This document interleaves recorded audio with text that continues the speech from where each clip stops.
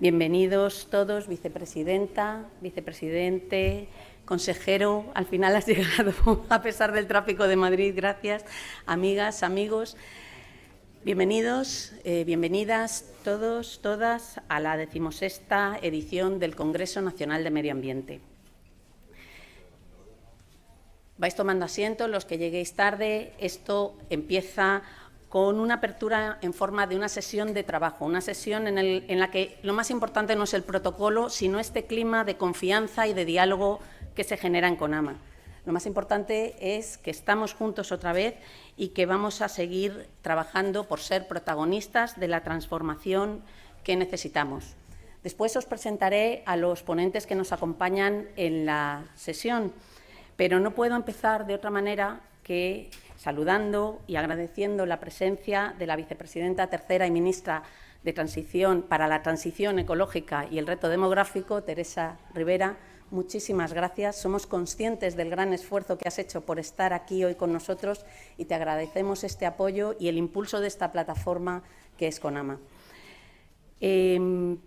Además, es un lujo tenerte hoy aquí porque vamos a tener una valoración en primicia de unas negociaciones, de una semana importante que ha sido la de la COP en Egipto y que bueno, pues vamos a tener el honor de tener una primera valoración con el sector de manos de una de sus protagonistas, de las protagonistas de esta dura negociación que acaba de terminar.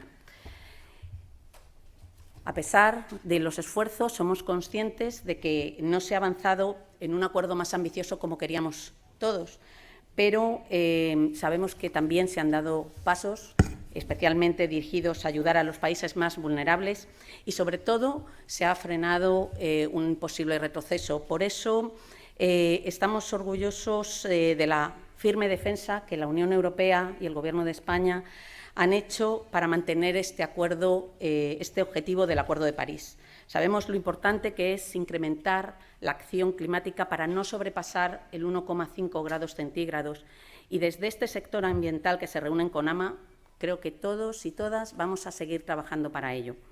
Por eso, antes de subir, nos hemos hecho una foto espontánea en la entrada, en un cartel que hemos preparado con el lema «Comprometidos con la ambición climática, ni un paso atrás», para visualizar que, a pesar de las dificultades, del complicado contexto geopolítico derivado de la invasión de Ucrania, de la terrible inflación que nos trae desigualdad y sufrimiento a nivel social, a pesar de todas las dificultades, estamos convencidos de la necesidad de impulsar la acción climática como una gran prioridad para tener un futuro mejor. No podemos seguir procrastinando. Es un término que estamos empezando a acuñar, la procrastinación ambiental. Sabemos lo que tenemos que hacer, no podemos dejarlo para mañana. No solo hablamos de ambición climática, también tenemos que seguir trabajando para detener la pérdida de biodiversidad, para adaptarnos al cambio climático, para mejorar la gestión de un bien escaso como es el agua, para mejorar la calidad de nuestras ciudades, de nuestros bosques, para hacer una apuesta importante por las energías renovables que sea respetuosa y positiva para el territorio. Tenemos muchos retos por delante y desde CONAMA queremos seguir contribuyendo a trabajar en ellos. Quiero agradecer a las instituciones y a las personas que hacen posible esta cita del sector ambiental, empezando por los patrocinadores. Empresas y administraciones sin cuya contribución no sería viable esta gran plataforma de diálogo y de integración. Muchísimas gracias, de verdad, a todos. Lo mismo con las entidades sociales, con las que tenemos una estrecha colaboración. Son organizaciones de muy diversa índole, especial mención a las asociaciones ecologistas, pero también están fundaciones y otro tipo de ONGs, universidades, centros de investigación. Todas ellas son parte importante del entramado que hace posible trabajar y mejorar como sociedad en las cuestiones ambientales. Por supuesto, mencionar a los más de 1000 profesionales que han formado parte de los comités técnicos que son la columna vertebral de este Congreso. Esas personas que están comprometidas con la mejora del medio ambiente y con las que desde CONAMA queremos generar este proceso de diálogo y de construcción colectiva. Ellos son tenemos un compromiso por darles voz y ellos son quienes nos han ayudado, ellos no, vosotros sois quienes nos habéis ayudado a construir este programa, a decidir qué temas tenemos que tratar, a establecer las prioridades, a diseñar las sesiones, a preparar o a decidir los proyectos que se presentan. En definitiva, a generar una plataforma de trabajo y unos días de trabajo que sean útiles para el sector. CONAMA es una gran plataforma, un lugar de encuentro permanente y la base de ello sois precisamente los profesionales. También quiero dar la bienvenida a nuestros colegas iberoamericanos, con quienes vamos a avanzar estos días en la construcción de un próximo EIMA para 2023. Y, por supuesto, felicitar a nuestro equipo de trabajo. Somos un equipo pequeñito, pero un equipo fuerte, con personas absolutamente valiosas, dedicadas profesionalmente y que se identifican con los valores que os estoy comentando de integración y de diálogo. Gracias a su compromiso es posible este congreso, porque creedme, un congreso de 4 días con más de 100 actividades y los números que movemos no es una tarea fácil. Así que muchísimas gracias al equipo de CONAMA. Y deciros que esta 16ª edición coincide con el 30 aniversario del Congreso Nacional de Medio Ambiente, así que finalizo los agradecimientos con uno muy especial.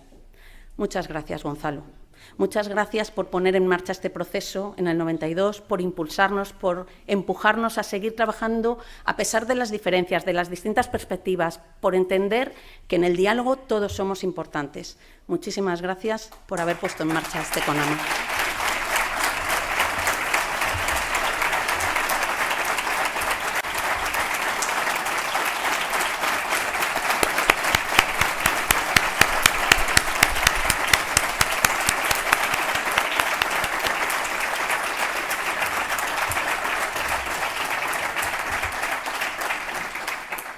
Aquel primer CONAMA, aquel primer Congreso Nacional de Medio Ambiente, que surgió a la estela de la Cumbre de Río, tenía como lema el encuentro de soluciones. Creemos que las soluciones ya las conocemos y sabemos lo que tenemos que hacer. Tenemos la tecnología y tenemos los medios, a pesar de las dificultades. Es necesario un cambio de hábitos importante, una nueva forma de invertir, una nueva forma de consumir, una nueva forma de sentir el bienestar, para que verdaderamente podamos protagonizar la transformación necesaria. Por eso, el lema de esta edición es «Protagoniza la transformación, es el momento». Agradecemos y apelamos a cada persona y a cada organización a que se sume con su compromiso a esta transformación, porque debemos enfrentarnos de una vez por todas a luchar contra esta deuda ecológica que hemos venido acumulando y que, a pesar de los esfuerzos, lamentablemente sigue creciendo.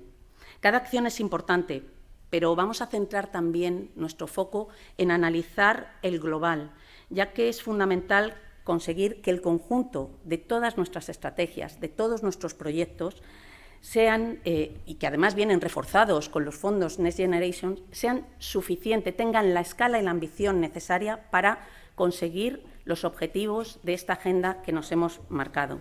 De una agenda que vemos como una agenda común, llamémosla Agenda 2030, Agenda Urbana, Agenda Climática. Realmente tenemos que avanzar por una forma de desarrollo compatible con los límites biofísicos del planeta y que además tenga suficiente justicia social para ser inclusiva y mejorar la calidad de vida de todas las personas. Es el momento de hacerlo. La crisis ecosistémica global se manifiesta hoy más que nunca de forma tan elocuente como contundente. Pero no creo que a nosotros nos sorprenda. Venimos décadas hablando de ello. Quizás sí estamos un poco asustados por la velocidad de los cambios. Por eso seguiremos compartiendo conocimiento y experiencias y generando diálogo y colaboración para alimentar las alianzas que refuerzan nuestra capacidad de acción, que nos hacen más fuertes y más capaces.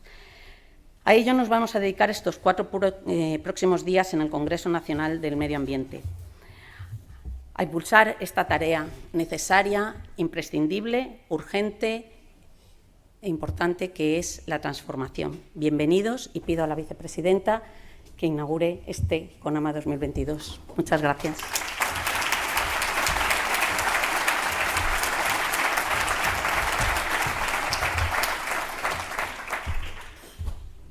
Muchas gracias, Alicia, y enhorabuena. 30 años no es ninguna tontería. 30 años significa que nuestro país ha entendido, a pesar de las dificultades, lo importante que es avanzar en esta agenda y cómo esta agenda conecta con las prioridades, las preocupaciones, las necesidades de respuesta desde el punto de vista social, económico, político, de estructuración social y geográfica para poder consolidar un mundo mejor, un presente y un futuro, y cómo, a pesar de las dificultades, tenemos que ir encontrando el camino. Pero a mí me gustaría, recogiendo las palabras de Alicia y agradeciendo al equipo CONAMA, incluido su presidente Gonzalo, y a todos los que año tras año habéis venido trabajando en cada uno de los ámbitos en los que se han ido definiendo prioridades y posibles respuestas y recomendaciones.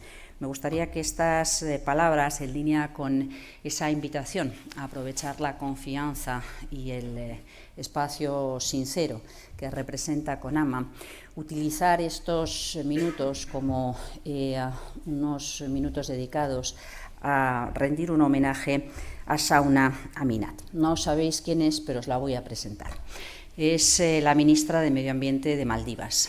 Fue mi compañera cofacilitadora el año pasado en las difíciles negociaciones en materia de adaptación.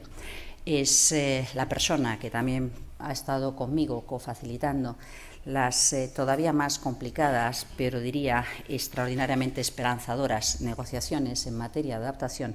Y además, este año le tocaba la presidencia de AOSIS, el Grupo de Pequeños Estados Insulares, con un mandato muy claro: conseguir que por fin hubiera una respuesta a la altura de las necesidades en materia de daños irreparables, pérdidas y daños, se llama en la terminología habitual de la Convención de Clima, y por si fuera poco, en su calidad de presidenta de ese Grupo de Pequeños Estados Insulares, era la negociadora principal de esta materia del G77. Ella sí que no ha descansado, no ha dormido ni un solo día prácticamente en estos 15 días, y os aseguro que cada mañana, cada tarde, cada noche, cuando nos encontrábamos, y con una sonrisa y sin una sola queja, transmitía la convicción en su mirada de lo justo que eran sus reivindicaciones, y al mismo tiempo, con una amabilidad y un cariño infinitos, trasladaba la fuerza de por qué, a pesar de que no siempre la razón es suficiente para poder avanzar, era prácticamente imposible decir que no o explicar de qué manera uno podía oponerse a lo que trasladaba como prioridad absoluta. Al mismo tiempo, tocaba el corazón de todos cuando advertía que ni ella quería quedarse sin país, ni que su hija de 2 años tuviera que pedir un visado para trasladarse a vivir a Europa u otra zona del planeta por quedar sin territorio en el que vivir, y que, por tanto, la fuerza que representa esa motivación tan relevante le hacía quedar por encima de cualquier dificultad que pudiera encontrar. Representa las dos caras de lo que ha sido esta conferencia de las partes en materia de clima. La satisfacción, la alegría de poder dar un paso adelante y entrar en una etapa de reconocimiento de mayor justicia ambiental y de entendimiento de que los problemas que enfrenta el mundo en este 2022 son un agravamiento predecible de las dificultades que representaba el mundo, el cambio climático, que representaba el cambio climático al mundo en 1992 en Río, pero con una geopolítica y con una realidad económica y técnica completamente distinta. Representa también la fuerza que supone a pesar de la decepción de no haber logrado consolidar y avanzar a la altura de lo que nos exige la realidad, la ciencia, los datos observados, para poder enfrentar lo peor del cambio climático, acelerando la acción climática. Tenemos motivos sobrados para seguir avanzando en esa dirección. Tenemos motivos sobrados y energía suficiente para seguir exigiendo más acción climática. Representa también lo que significa tender puentes entre distintas realidades culturales, sociales, y cómo el mundo es mucho más pequeñito de lo que pensábamos, y cómo la empatía entre las personas es una fuerza espectacular a la hora de cambiar realidades. Y es que es verdad que en este contexto en el que se celebra CONAMA 16 buscando una transformación y una acción conjunta para incrementar la ambición climática, hay algunas luces de esperanza muy positivas. No es posible avanzar en lo que no se conoce, en lo que no se mide. Por tanto, cuando hablamos de adaptación al cambio climático en la escena internacional, pero también en la escena nacional, no hablamos exclusivamente de cuántos recursos están disponibles, como si fuera un elemento añadido, un elemento paralelo a una realidad que parece irremediablemente inmutable. Al contrario, se trata de entender bien en qué escenario nos movemos y nos moveremos e integrar por anticipado, por adelantado, una capacidad de resiliencia a un mundo más cálido, a un mundo mucho más anárquico en la disponibilidad de agua, a un mundo que amenaza nuestra seguridad alimentaria, que trastorna completamente la mayor parte de los sectores de actividad económica, que genera inmensas pérdidas en la biodiversidad, degradación de suelo y unos efectos, daños extremadamente costosos, extremadamente duros, sobre todo para los colectivos, los países, los sectores más vulnerables. Una necesidad de anticipar y entender que nos obliga a saber medir, a saber hacer un seguimiento, a saber comprender cómo constituir una escala que nos permita aprender, nos permita hacer entender cómo progresamos en favor de esa necesidad global de adaptación.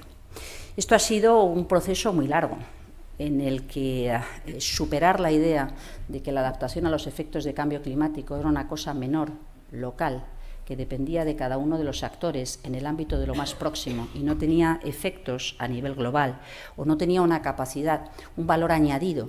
Si sabíamos sumar esfuerzos, entender, comprender que había efectos transfronterizos que nos afectan a todos, las grandes sequías generan grandes hambrunas, generan gran pobreza, generan grandes movimientos migratorios, generan tensiones, generan dificultades, mucho más allá de lo que pueda ser la incidencia a nivel local. Y esto ha quedado resuelto y ha quedado perfectamente aclarado como prioridad en la COP que cerramos ayer a primera hora de la mañana en Sharm el Sheikh. Como también, afortunadamente, que desgraciadamente hay daños irreparables. A mayor ambición en la reducción de emisiones, menos necesidad de adaptación, menos necesidad de construir resiliencia. A mayor capacidad de adaptación y a mayor resiliencia, menores serán las pérdidas y daños irreparables. Pero incluso cumpliéndose las dos premisas, amplia ambición en materia de reducción de emisiones, por tanto, abordando el problema desde su origen, enorme capacidad de adaptación anticipatoria, entendiendo dónde pueden estar los grandes problemas y construyendo resiliencia para que eso no suponga pérdidas de vidas humanas o grandes pérdidas económicas, seguiremos teniendo grandes pérdidas y daños irreparables. Seguiremos teniendo una muy buena parte de nuestra tierra firme por debajo del nivel del mar. Seguiremos teniendo que encontrar respuesta para cientos de millones de personas a las que no les quedará nada. Y esto explica por qué no solamente estará su prioridad número uno, sino la desesperanza, la dificultad de convencer a quien siente que ha sido abandonada por insuficiencia del esfuerzo durante los últimos 30 años, de que la apuesta principal debía seguir siendo contener el incremento de la temperatura a 1,5 grados y asegurar objetivos de reducción de emisiones, acción climática que garantizaran esa realidad. En estos momentos vivimos con un incremento de la temperatura de alrededor 1,1 y este es un buen año para entender qué es lo que ocurre con ese incremento de la temperatura. Ríos en Europa que no son navegables, generación eléctrica parada por incapacidad de refrigeración o por incapacidad de generar a partir de agua, grandes incendios forestales como nunca en intensidad y en peligrosidad, dificultades para garantizar la seguridad de suministro alimentario, degradación de suelo, todo esto cruzado por una realidad energética que nos hace ver hasta qué punto somos vulnerables en función de la adicción que tenemos a los combustibles fósiles y por qué es inevitable, es imprescindible acelerar ese proceso de transformación energética para que esa vulnerabilidad desaparezca lo antes posible. sabiendo simultáneamente que desaparecer lo antes posible es muy difícil que ocurra de un día para el otro. En un contexto como este, decía, esa priorización de por lo menos una capacidad de respuesta rápida para cuando nuestra tierra firme queda por debajo del nivel del mar, para cuando la casa donde vivieron mis padres, mis abuelos ya no existe, la casa en la que yo vivo es posible que no exista y no sé si mi hija tendrá otro horizonte en el que poder seguir viviendo y creciendo en su país. Explica, como digo, la sensación de quedar atrapados en una dificultad absoluta que les ha hecho luchar con una fiereza espectacular para poder conseguir algo que es simplemente justo. Algo que no es solo dinero y que requiere un mosaico de respuestas complicadas, porque deberemos fortalecer nuestra capacidad de alerta temprana, nuestra capacidad de observación, nuestra capacidad de respuesta humanitaria, nuestra capacidad de reconstrucción, nuestra capacidad de solidaridad y respuesta a medio y largo plazo, por tanto, horizontes muy diferentes. Y esto no es solamente dinero. No es solamente dinero. Desgraciadamente es algo mucho más complejo. ¿Qué hacemos con 300, 400, 500, 1.000 millones de personas sin suelo en el que vivir? No es algo que represente exclusivamente el volumen de recursos financieros que necesitaremos. Y se han dado pasos adelante muy importantes en esta dirección. El conjunto del sistema financiero mundial, el conjunto de flujos financieros públicos y privados, el entendimiento del desarrollo, tal y como adelantaba en su preámbulo y en los artículos dedicados a este asunto del Acuerdo de París, debe ser compatible con la seguridad climática. Basta de tener una realidad generalizada que mira para otro lado con respecto al clima y paños calientes para paliar el cambio climático. No podemos desperdiciar recursos, desperdiciar energía política, desperdiciar energía social, ni aguantar ni bromas ni mentiras, como todavía, desgraciadamente, en algunos foros persisten. Pero digo, desgraciadamente, en ese contexto, la realidad de 1992 todavía tiene una cierta inercia que se hace presente en las discusiones. La geopolítica en 1992, el reparto de renta y riqueza en 1992, la capacidad de acción, de incidir en esa necesidad de aportar una parte justa, una contribución justa para lograr la seguridad climática ya no es la del año 2022, ni por capacidad de aportación, ni por efectos, ni tampoco por las demandas legítimas frente a los impactos del cambio climático, que tampoco son los de 1992. Ese mundo, esa foto de hace 30 años se resiste a desaparecer. Y desgraciadamente no hemos conseguido consolidar y ampliar la necesidad de acelerar la respuesta en materia de reducción de emisiones. Pero quedan las ventanas abiertas para seguir haciéndolo, la fuerza, la legitimidad y la construcción de nuevas alianzas entre quienes nos queremos mover a toda velocidad, a la mayor velocidad posible, con convicción de que forma parte de la justicia social a la que aspiramos, y quienes lo necesitan por considerarse particularmente frágiles. Por tanto, cada vez queda más claro dónde hay que poner el foco con respecto a quienes, teniendo capacidad, recursos y aportando a la creación del problema, deben construir una realidad distinta a nivel nacional, deben contribuir de manera distinta en el ámbito internacional. Esto nos ocurre en la esfera internacional, pero también nos ocurre muchas veces en la realidad cotidiana en nuestro país. Reflexiones muy parecidas nos las podemos plantear todos los días, incluso en días en los que tenemos buenas noticias, como esta última semana. Un 47% de la electricidad generada es de origen renovable. Observamos un interés muy importante en materia de transformación de nuestro sistema energético por parte de los distintos actores que intervienen en él. Entendemos mucho mejor las implicaciones desde el punto de vista social. Sabemos que la realidad de la gestión del agua, del suelo, de la biodiversidad, de las costas, debe ser compatible y debe recoger ese escenario de clima distinto en el medio y en el largo plazo, y a pesar de todo tenemos inercias que también hay que romper.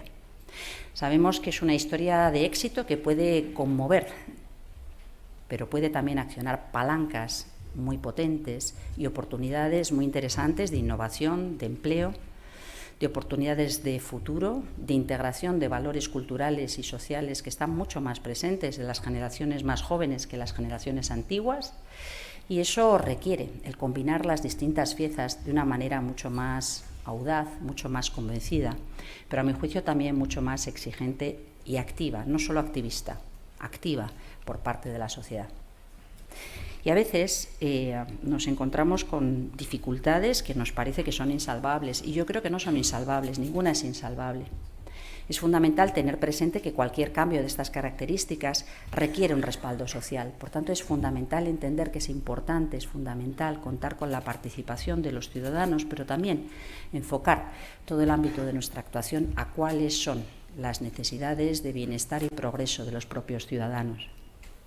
Y también entender que en una transformación tan profunda y en tan poco tiempo se pueden generar efectos injustos, efectos perversos, por lo que tener siempre presente el riesgo de que esto ocurra para poder corregirlo por adelantado y que no sean precisamente las víctimas de esa transformación con menor capacidad de reacción las que se sientan perjudicadas y acaben arrastrando ese proceso de transformación es fundamental. Lo hemos visto en muchos ámbitos, hemos visto la preocupación de las comarcas, de las familias que durante generaciones han vivido en torno al carbón como principal fuente de generación de riqueza y prosperidad, y no se puede criticar que aspiren a riqueza y prosperidad, pero hay que generar oportunidades alternativas distintas al carbón, por tanto requieren una atención precisa, concreta a ese respecto. Lo vemos cuando hablamos de ciudades y de reparto de riqueza, de servicios, de oportunidades en función de los barrios, en función de la capacidad de aislar bien nuestros hogares o lograr que la factura energética no represente un porcentaje tan alto en las familias con menos recursos, si no es muy difícil que se pueda activar ese proceso.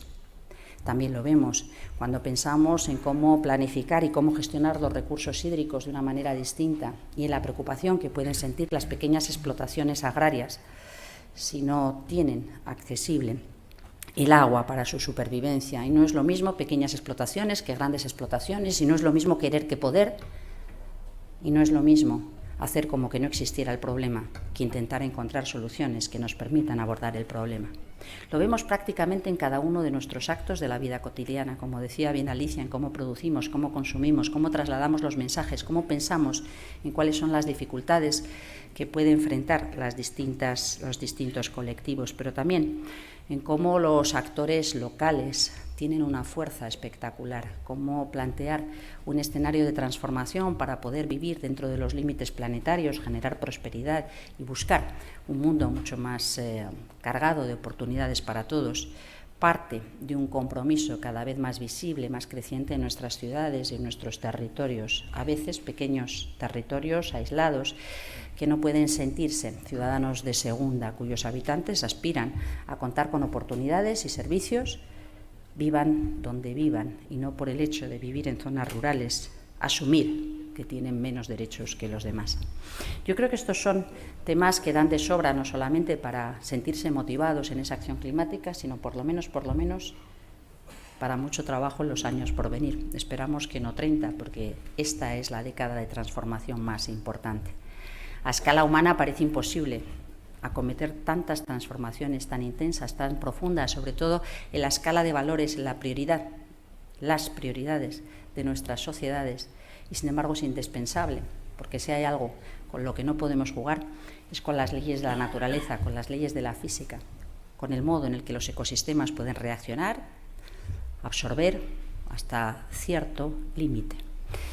Y este es un paso adelante, como digo, que nos ha generado una cierta frustración, pero también, como señala Valencia, me ha servido para sentirme orgullosa de varias cosas. La primera, del conjunto de la sociedad española, que por cierto contó con una representación de jóvenes, hoy he visto jóvenes, más jóvenes todavía aquí, pero una representación de jóvenes en la COP extraordinaria, reivindicando que no quieren ser víctimas, sino actores, trasladando un modo de pensar y un modo de proponer soluciones enormemente refrescante y comprometido.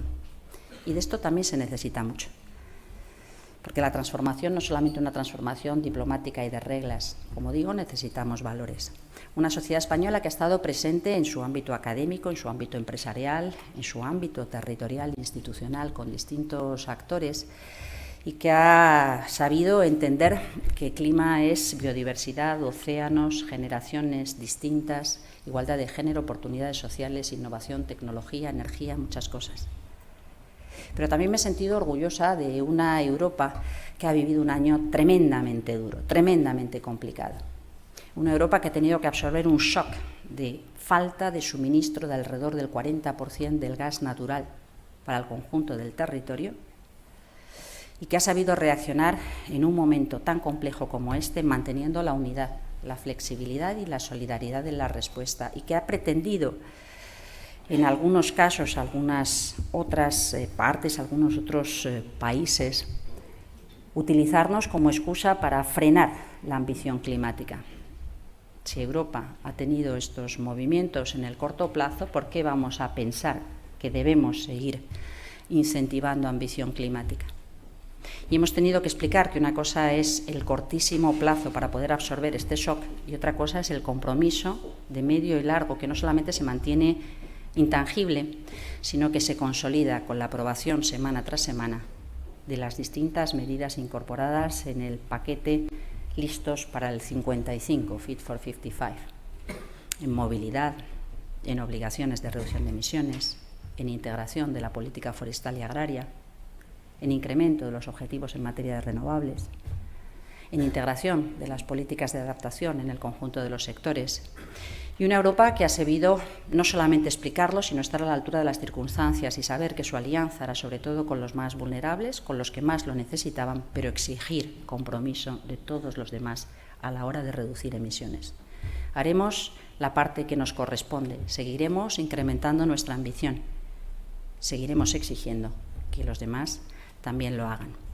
Así que necesitamos la fuerza que está presente en cada uno de vosotros en esta sala para seguir avanzando a nivel local, a nivel nacional, para seguir siendo portavoces y motores activos de una transformación que es imprescindible si queremos asegurar nuestra prosperidad y nuestras oportunidades para nosotros, para nuestros hijos y para nuestros nietos.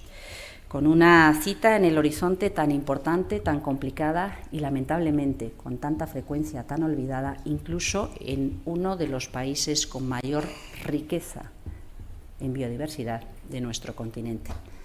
En menos de un mes nos veremos en Montreal en un escenario enormemente complejo, donde todas las posibilidades de cumplir los objetivos en materia de contención de la pérdida de biodiversidad y reversión de esa tendencia tan tremenda que hemos ido acumulando, desgraciadamente, como consecuencia de la mano del hombre en distintos frentes, se da cita para intentar recuperar ese impulso.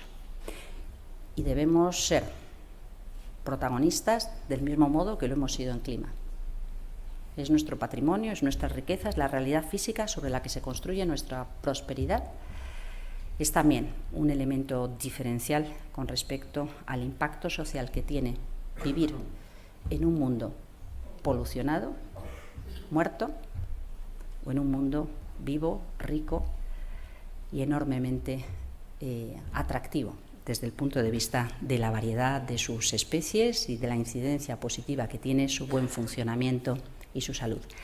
Así que muchísimas gracias a todos por estar aquí. Para mí no es algo que haya que agradecer, al contrario, para mí es una cita de vida estar acompañándoos y poder compartir desde este primer momento recién llegada a Sharm el Sheikh el entusiasmo, la alegría no solamente de mi amiga Sauna, sino también de la convicción, de la fuerza que se requiere para cada día afrontar las dificultades que encontremos, pero no desfallecer.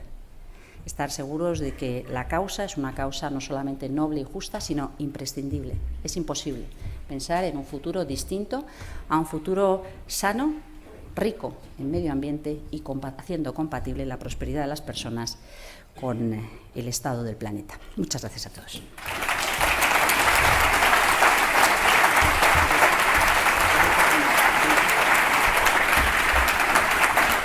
Muchas gracias, vicepresidenta, y la tenemos que despedir ahora.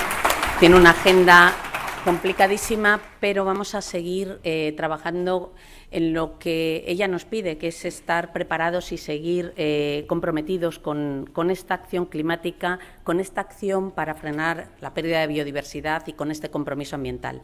Y para ello vamos a continuar este análisis de lo que supone la ambición climática y en un contexto de transición justa con actores de distintas perspectivas de la sociedad civil, porque al final somos protagonistas del cambio del que estábamos hablando. Desde CONAMA venimos hablando desde hace bastantes ediciones que para generar esta transformación hace falta 3 ejes principales. Por un lado, liderazgo político, liderazgo empresarial, liderazgo social.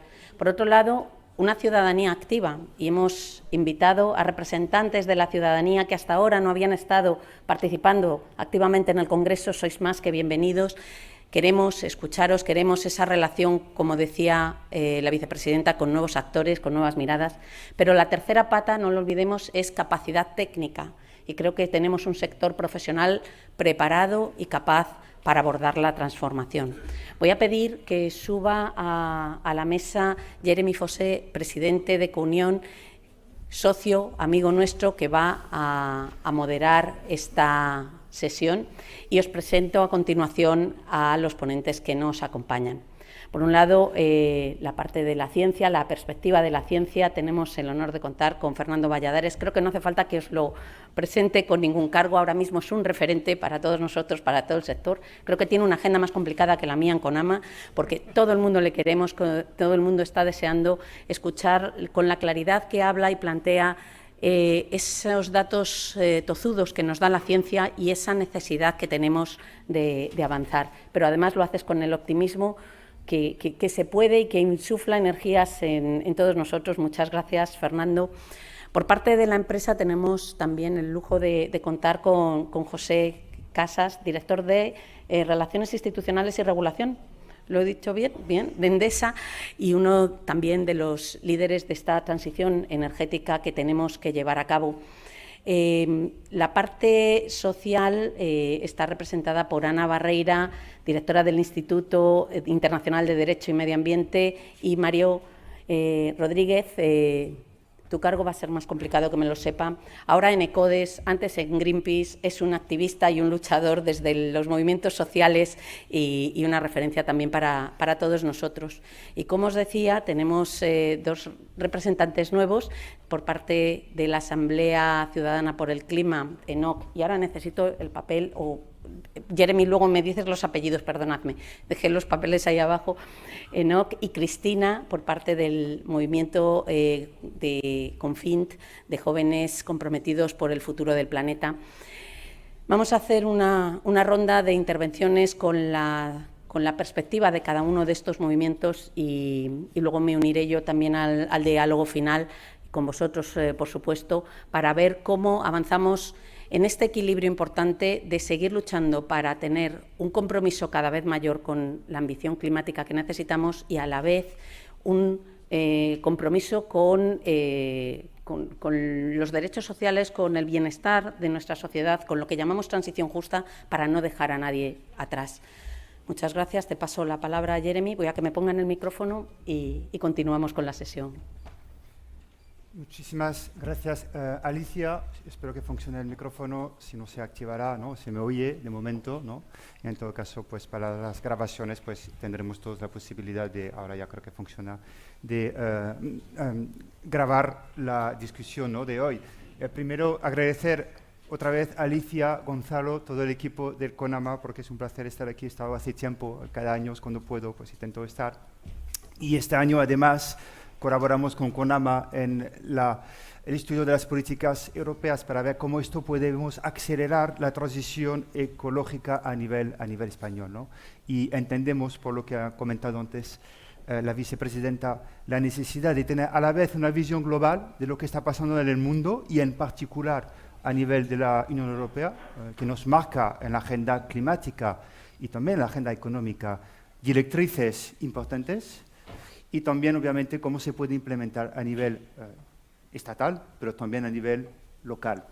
Y creo que esto es el CONAMA, que intenta y consigue agrupar actores de sectores diversos, públicos, privados, académicos, jóvenes, ¿no? Sindicatos, es decir, todos los actores que hacen que la sociedad civil está activa y protagonista del cambio, pues hoy y los próximos 3 días y 4 días estaremos aquí para también pensar cómo podemos acelerar, porque yo creo que el reto no es el camino, creo que lo tenemos claro donde tenemos que estar, es acelerar para cumplir los plazos que nos dice la ciencia para ser capaz de limitar los daños, ¿no? Y llegar como máximo a 1,5 grados de temperaturas y también de incorporar los elementos que parecen colaterales que no lo son, que son problemas de biodiversidad y obviamente con un proceso de transición que sea justa, ¿no? Que sea inclusiva, que no sea solamente algunos que tienen más capacidad de aprovechar las oportunidades que las hay, pero también asegura que todos los actores, sectores, toda la ciudadanía sea capaz también de convivir en este mundo que tenemos que codiseñar, ¿no? En los próximos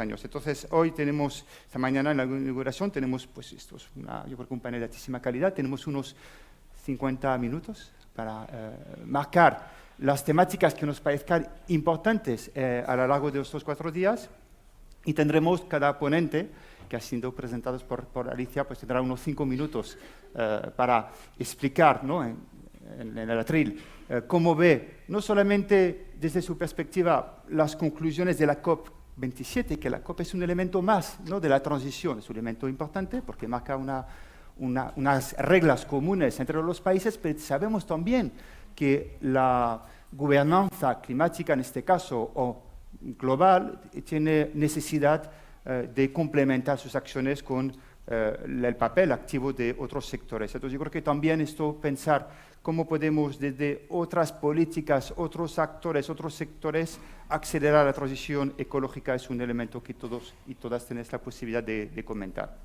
Y se ha comentado, tenemos una oportunidad tremenda con los fondos europeos, que no estaba previsto, que es una consecuencia de una pandemia que ha sido un cambio brutal en muy pocos días, semanas, de un funcionamiento, un estilo de vida a otro estilo de vida. Creo que hemos sido capaces colectivamente de superar, ¿no? Es verdad que hay hubo daños importantes, humanos, económicos, sociales, ¿no? Pero también nos marca la necesidad de anticipar la transición ecológica para poder planificar. Y esto creemos que será una herramienta esencial para ser capaz de alcanzar una sostenibilidad real, económica, social y obviamente ambiental, ¿no? Entonces, daré ahora la palabra a Fernando Valladares, que es muy conocido y que nos dará desde el punto de vista del mundo de la investigación, pero más allá del mundo de la investigación, de la divulgación también, pues cómo ve los retos, ¿no? Y sobre todo las oportunidades, ¿no? Para estar acelerando pues esta transición. Entonces tienes 5 minutos y si quieres ahí, sí, y después cada uno tendrá 5 minutos y haremos, si tenemos tiempo, una ronda de intercambio de ideas, ¿no? de preguntas.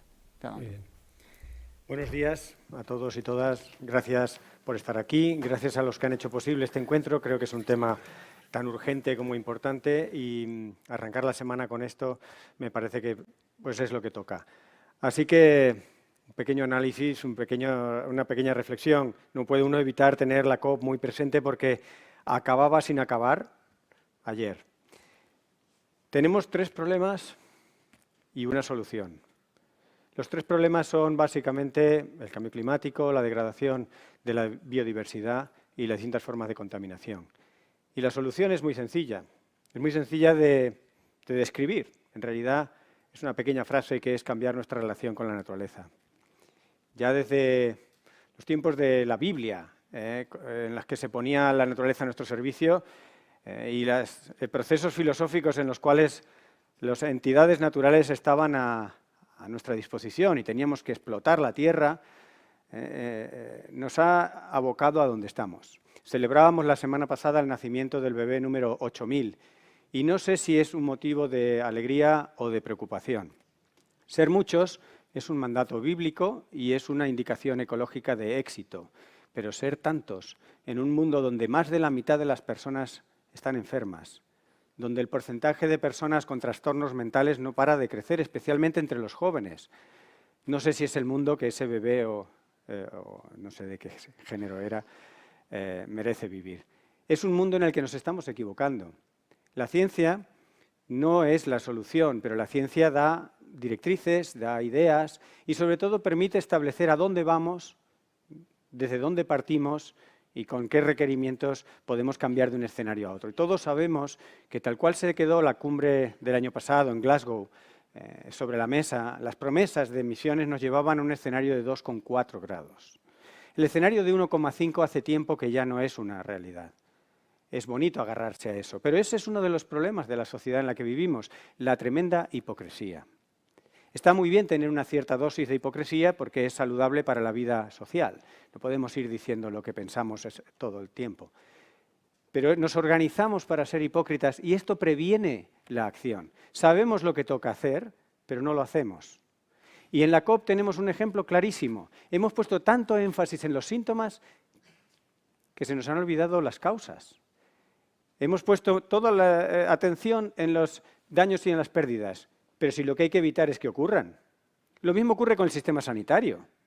El 1% de todo el presupuesto de sanidad, no solo en España, sino en los países de nuestro entorno, se destina a previsión.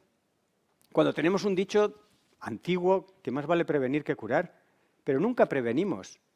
Tenemos una tremenda capacidad de adaptación y lo jugamos todo a salvar en el último momento los muebles. Y eso, siendo 8.000 millones de personas, y teniendo la atmósfera como la tenemos, y teniendo la contaminación que tenemos, y teniendo 1 millón de especies contra las cuerdas, ya es jugar con nuestra propia extinción. No sé si nos preocupa mucho la extinción, porque estamos muy ocupados con pagar las facturas. Pero, por ejemplo, la geopolítica que tanto nos asusta. Se ha dicho en esta COP que se ha perdido una tremenda oportunidad de ver los aspectos positivos que hay que aprovechar de la geopolítica. Tanto miedo a la invasión por el ejército de Putin en Ucrania no nos permite ver que Brasil está entrando otra vez en el escenario de la lucha climática o que China y Estados Unidos establecen otro diálogo sobre el clima. Tenemos que quitarnos el miedo porque hay mucho que perder y uno se vuelve valiente cuando entiende lo que hay que perder. Y parece que no queremos entenderlo. ¿Por qué? Porque no es una verdad cómoda. No es amable entender que la mitad de esas personas que viven en este gran planeta no lo están pasando bien. No es agradable entender que están en riesgo tantas cosas del día a día. Y como no es agradable, no lo vemos. Como no es agradable reducir las emisiones de gases de efecto invernadero, no las reducimos. Nunca en la historia de la humanidad, nunca ha habido una brecha de tal calibre entre lo que deberíamos hacer y lo que hacemos. Porque cada vez aumentamos las emisiones, aumentamos la extinción de especies, aumentamos la contaminación y cada vez tendríamos que estar en una condición de mucha mayor reducción, conservación y protección. Así que la brecha entre la teoría y la práctica se va acrecentando. Y nos da la sensación, y vivimos en la sensación, de que por haber firmado un Acuerdo de París o por tener una Agenda 2030 ya estamos bien. Pero si por tener enfocado el camino no significa que caminemos. Habrá que dar algunos pasos, y los pasos son tímidos. Europa da 2 para adelante y 1 para atrás. Y esto es Europa. ¿Qué le vamos a pedir a otros países con menos músculo, menos capacidad, menos conciencia? Así que el diagnóstico es terrible. Pero como decíamos antes, conviene que, sobre todo siendo lunes y arrancando un congreso, no nos quedemos solamente con el diagnóstico, que es muy difícil. Busquemos piezas desconexas de optimismo, desconectadas porque no hay una estrategia, no hay una coordinación del optimismo. El optimismo surge a exabruptos y esto me recuerda a otra de las cosas. Estamos afanados en la palabra transición. Pues señores y señoras, no va a haber una transición. Transición hace referencia a un paso gradual. No va a haber paso gradual, ya lo estamos viendo. Precisamente por haber esperado tanto, por haber tardado 7 años en empezar a caminar, la transición no va a ser gradual. Uno transiciona cuando poco a poco va implementando lo que se propone hacer. Teníamos 17 objetivos de desarrollo sostenible, de los cuales no hemos cumplido ninguno, ni tenemos trazas de cumplir casi ninguno. A lo mejor el día 29 de diciembre del año 2029 lo hacemos todo, pero parece poco probable. Con lo cual, haremos una transición abrupta, desordenada, y esto no lo digo yo, esto es el resultado del modelo más probable. Haremos saltos, claro, saltos. saltos hacia adelante, espero, alguno para atrás, pero esperemos que demos saltos hacia adelante. Así que de momento cambiemos una mentalidad. No hay que pensar en que las cosas van a ser predecibles, ya lo decía Teresa Rivera. En sus palabras había ese mensaje de vienen curvas, vienen momentos difíciles y vienen momentos inciertos, así que no hay que preocuparse. Quizás los científicos de las cosas que podemos transmitir es que no pasa nada gestionando la incertidumbre. La incertidumbre está ahí, hemos vivido adormecidos pensando que todo era predecible, todo era una transición, todo era gradual, poco a poco. No, poco a poco nada. Poco a poco nada, porque quedan pocos años para hacer cada vez más. Se dice que nunca en la historia de España se ha hecho tanto por el cambio climático, o tanto por la conservación de las especies, o tanto por reducir la contaminación ambiental. Es verdad, nunca se ha hecho tanto, pero nunca había tanto que hacer. Así que ese gap, esa distancia entre lo que hay que hacer y lo que hacemos no para de aumentar. Si teníamos que reducir emisiones y seguimos aumentando, no es que vayamos despacio, es que vamos en el camino opuesto. Por eso, cuando nos demos cuenta, daremos un giro y haremos una transición abrupta, desordenada, a la que os animo que entrenéis el músculo, porque cómoda no va a ser. A nadie nos va a venir bien cambiar nuestro modo de transporte, cambiar nuestro modo de vida, no va a ser cómodo. Pero tampoco tenemos que verlo como el gran desastre. Es lo que nos toca vivir. Y si lo aceptamos como tal, creo que tendremos el desafío y el orgullo de hacer frente a una dificultad en lugar de seguir mirando, como se ha hecho en la COP, a los efectos en lugar de al origen del problema. Estamos en un momento en el que podemos hacer mucho. Por ejemplo, 2/3 de los países ya resulta más económico generar energía eléctrica mediante renovables que quemando combustibles fósiles. Eso es una buena noticia. Ahora se trata de que aprovechemos eso y lo hagamos realidad. Estamos en una situación en la que la tecnología y la ciencia nos dicen exactamente por dónde hay que hacer. Pero la solución no es científica ni es técnica, es social, es política, es que nos pongamos de acuerdo en una ley de mínimos.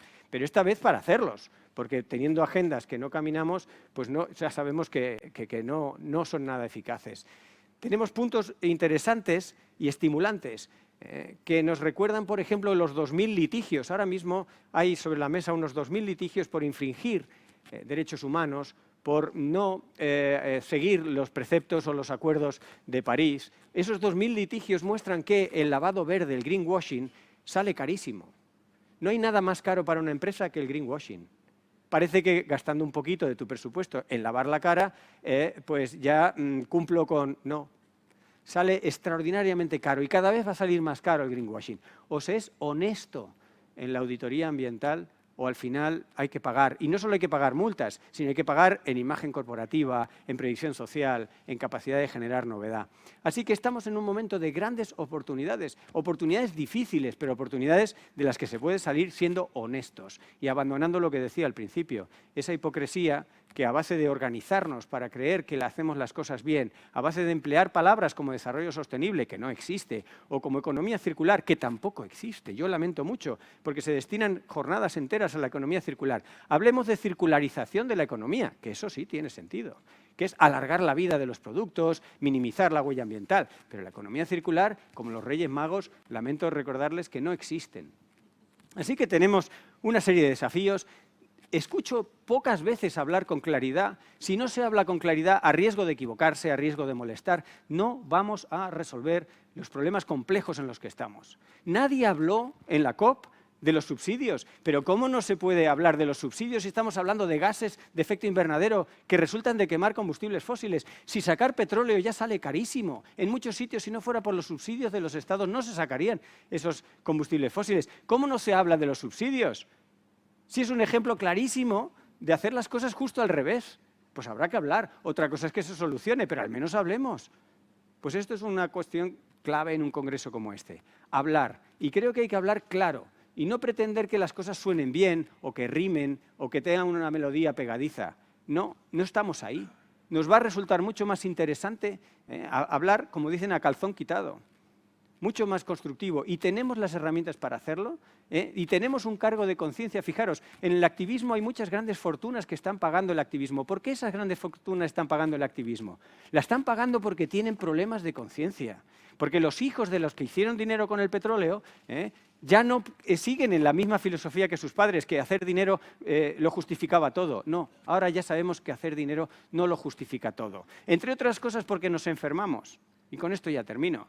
Porque con hacer dinero, poner por delante el dinero a la salud de las personas, poner por delante hacer dinero a la sostenibilidad del planeta, a la conservación de las especies, a la mitigación del cambio climático, al final nos empobrece a todos, nos enferma a todos, limita las posibilidades de que nosotros, ya no solo nuestros hijos, nosotros mismos seamos sanos y felices. Entendiendo esto es la simple solución. Pasa por cambiar nuestra relación con la naturaleza. Se dice fácil, pero hay que implementarlo. Y en estas jornadas espero que encontremos soluciones técnicas para poner esto en marcha. Muchas gracias.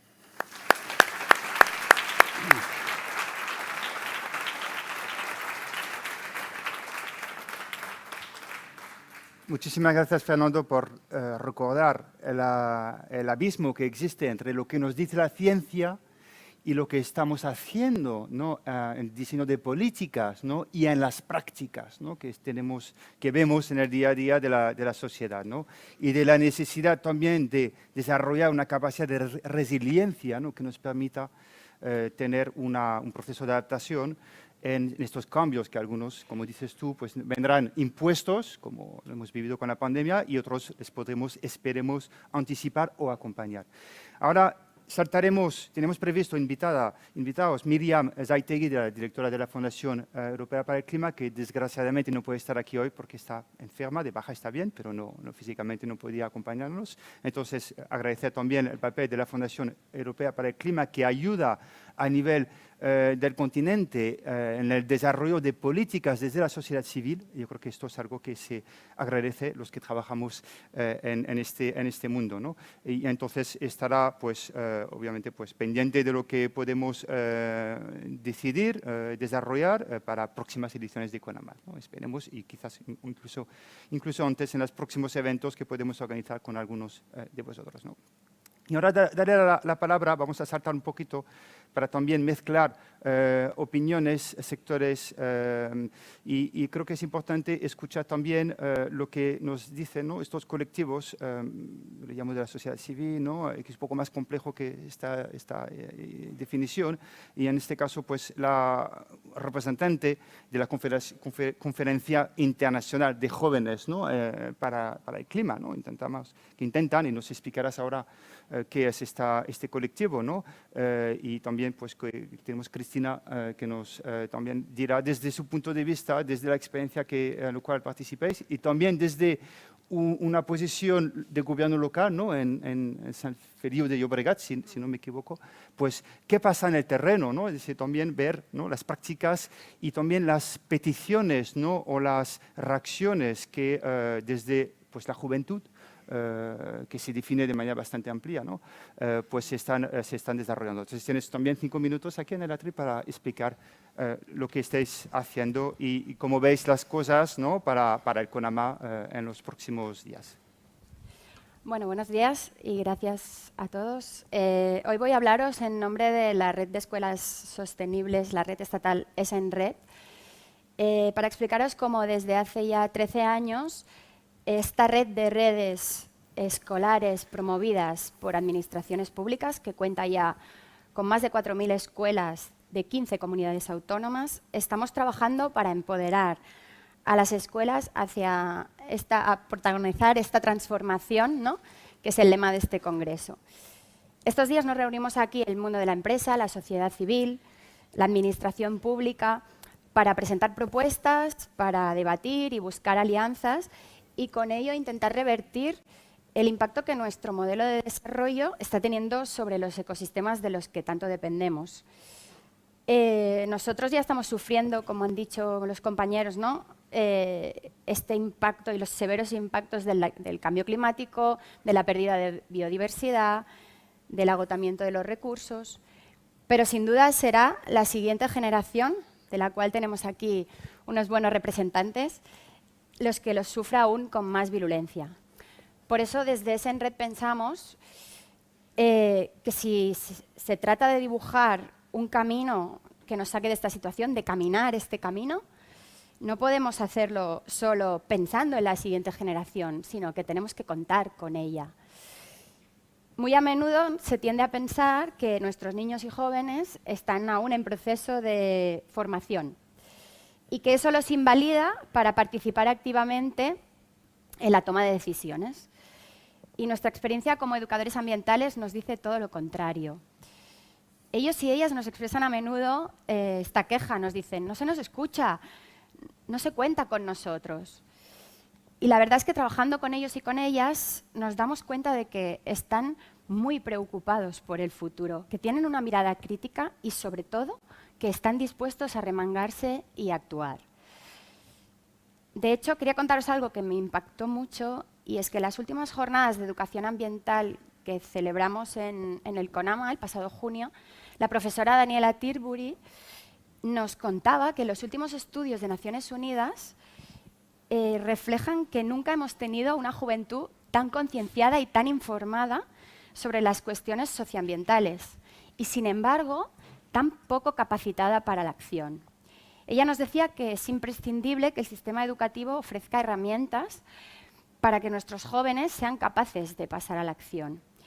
Y en esa línea es en la que vinimos trabajando desde Esenred, desde hace estos últimos 13 años, ¿no? Nuestro objetivo no es que las escuelas que decidan que la sostenibilidad es uno de sus ejes principales enseñen a su alumnado a reciclar o a ahorrar energía. No. Lo que queremos es que los capaciten para actuar frente a problemas que son y serán complejos y cambiantes. Y eso lo hagan a través de la acción colectiva. Que las escuelas sean un laboratorio de transformación, realmente. Y estamos esperanzados porque ese enfoque, que no es para nada nuevo en el mundo de la educación ambiental, ahora está reforzado por diversos marcos normativos que están en plena implantación. Uno de ellos es la LOMLOE, la nueva Ley de Educación, que propone que el alumnado desarrolle sus competencias a partir de situaciones de aprendizaje reales, ¿no? Otro es el Plan de Acción para la Educación Ambiental, el PAEAS. Y, cómo no, están los Objetivos del Desarrollo Sostenible y la Agenda 2030. Y como ejemplo de cómo está resultando este trabajo, me gustaría hablaros del proyecto Cuidemos el Planeta. El proyecto Cuidemos el Planeta, la verdad es que viene de Brasil, de hace ya 20 años, donde allí precisamente fueron los jóvenes los que reclamaron poder participar en los procesos de decisión que estaban teniendo a cabo en ese país, ¿no? Los jóvenes de las escuelas participantes en este proyecto, ahora aquí en el Estado, lo que hacen es que investigan problemáticas socioambientales locales, sus causas, sus consecuencias y la conexión con las problemáticas globales. Salen a su barrio, a su municipio y ven qué está pasando. Analizan y debaten su nivel de responsabilidad y entonces proponen planes de acción que ejecutan con la ayuda de sus compañeros e implicando a otros agentes del territorio. Este proceso tiene lugar en cada centro educativo y los mismos participantes son los que eligen a sus representantes, que los tenéis hoy aquí, y se encuentran con otras escuelas en conferencias a nivel regional, estatal y europeo. También algunos de estos protagonistas lo que hacen es que vienen a foros como el de hoy, ¿no?, para traer sus ideas y aportarnos su experiencia. Y como no pueden subir todos aquí, nos gustaría enseñaros un mensaje que han grabado para directamente poderos explicar un poco su punto de vista y cómo han vivido ellos este proceso. A ver si... Porque el futuro de nuestro planeta es también nuestro futuro. Porque nos importa la naturaleza, nos importan las personas y nos importa vivir en un entorno más saludable y sostenible. En nuestros colegios e institutos hemos investigado los efectos que tienen en nuestro entorno los graves problemas que hoy aquejan al mundo. el consumo excesivo de recursos, el cambio climático, la desaparición de ecosistemas y la pérdida de seres vivos, la generación de residuos y la desigualdad entre personas y entre pueblos. Así que nos hemos puesto manos a la obra para cambiar estas realidades que hacen insostenible nuestra forma de vida. Nuestros compañeros y compañeras nos eligieron en las conferencias escolares y después también fuimos elegidos en las conferencias de jóvenes de nuestras regiones. Gracias a ello, pudimos participar en la quinta conferencia estatal, descubriendo que no estamos solos y que aunque hay mucho que aprender, también tenemos mucho que enseñar. Los y las jóvenes delegados de los territorios decidieron que seríamos sus representantes para difundir su mensaje ahí donde quieran escucharnos. Por todo ello, queremos deciros que no nos queda mucho tiempo, pero aún no es tarde. Que a través del compromiso se pueden lograr los cambios necesarios para que nuestra forma de vida no afecte tanto a la naturaleza de la que dependemos. Que dependemos unos de otros y soñamos con un mundo en paz y sin desigualdades. Que los jóvenes no solo somos el futuro, formamos parte del presente y queremos que nuestras opiniones sean tenidas en cuenta. Si no somos nosotras y nosotros, ¿quién es? Si no es ahora, ¿cuándo? Bueno, como veis, estos jóvenes ya son personas activas.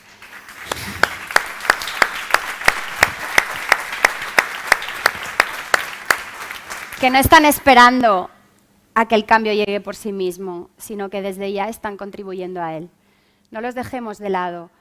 Que su fuerza y su compromiso sean una inspiración en este congreso que empieza hoy. Muchas gracias.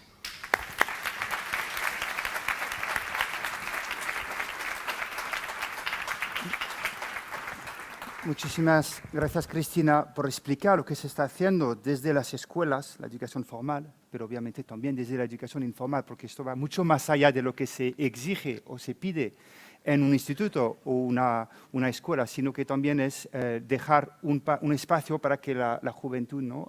Los niños, niñas, puedan también participar en el diseño de las políticas o de las prácticas, ¿no? Y los que trabajamos el tema de las políticas públicas sabemos lo difícil que es alcanzar algunos sectores, ¿no? Que por falta de tiempo, de interés o de capacidad, a pesar de estar implicados en las consecuencias de las políticas, no participan, ¿no? O no tienen información previa para poder anticipar, acompañar o implementar estas políticas. Esto me hace pensar, y ahora seguiremos con la visión desde pues el sector empresarial, un actor clave de la transición energética, en este caso pues Endesa y José Casas, que tenemos aquí, director general de Relaciones Institucionales y Regulación, el papel que se está haciendo en la implementación de políticas climáticas, ¿no? Y justamente me consta que la vicepresidenta, pues, Teresa Rivera, se va ahora a firmar el convenio de transición justa en Andorra, en Teruel, que he podido conocer porque hemos hecho un proyecto de investigación sobre justamente cómo se podía implementar las políticas climáticas, que tiene consecuencias enormes en la vida, en este caso de Andorra, pero pasa en otras comunidades autónomas, en particular en Asturias, sobre el funcionamiento socioeconómico, social y económico de estas comunidades que a veces están, o de estos municipios que están pues, en procesos de despoblación, ¿no? Entonces hay un juego enorme, y creo que aquí en el caso de Endesa, que es actor de varios convenios de transición justa, en particular en Teruel, nos puede también explicar la visión que tiene desde el mundo empresarial, pero en particular desde el grupo pues, Endesa. Entonces tienes 4 o 5 minutos desde el atril también para explicar lo que se está haciendo en este campo. Bueno, pues buenos días a todos. Gracias al CONAMA y enhorabuena por el éxito en la convocatoria. Me toca a mí hablar un poco de la visión empresarial, ¿no? Yo creo que no me voy a repetir lo que ya ha dicho la vicepresidenta esta mañana, ¿no? Nos despertamos con unos resultados de la COP27 donde, si bien nos tenemos que felicitar por la constitución de un fondo de pérdidas y daños, pero la verdad es que resulta un poco desalentador que el verdadero éxito es que no hayamos retrocedido en la ambición climática del 1,5 grados, ¿no? Yo creo que la ciencia nos dice los riesgos a los que nos enfrentamos si no limitamos este calentamiento global en el 1,5 grados. Yo creo que Fernando nos ha comentado un poco a lo que nos enfrentamos, y lo que es preocupante es ver cómo esta situación de crisis energética en la que nos encontramos, cómo hace temblar los cimientos de estos acuerdos donde todos pensábamos que el 1,5 era un objetivo indiscutible, donde todos ya habíamos decidido que íbamos a llegar, y vemos que ahora pues hay países donde empiezan a dar marcha atrás. Pero queriendo ver el vaso lleno en lugar de medio lleno, en lugar de medio vacío, yo creo que lo que se nos está abriendo es una enorme oportunidad para acelerar esta lucha contra el cambio climático. Tenemos una situación de dependencia de los combustibles fósiles, y yo creo que esta crisis energética y esta dependencia de los combustibles fósiles se combate con más renovables y con más electrificación. Y yo creo que ese es el objetivo al que tenemos que ir, ¿no? Se ha puesto de manifiesto, y lo estamos viviendo, esta crisis energética deriva del coste de productos como el gas o como el petróleo, donde bueno, pues, estamos viendo que empieza a afectar a todos los ciudadanos, no solo en España, sino en todo el mundo, y particularmente en el caso de Europa. Europa yo creo que está bien preparada, lo ha dicho la vicepresidenta esta mañana. Tenemos un Fit for 55 que establece unos objetivos bastante concretos y bastante ambiciosos.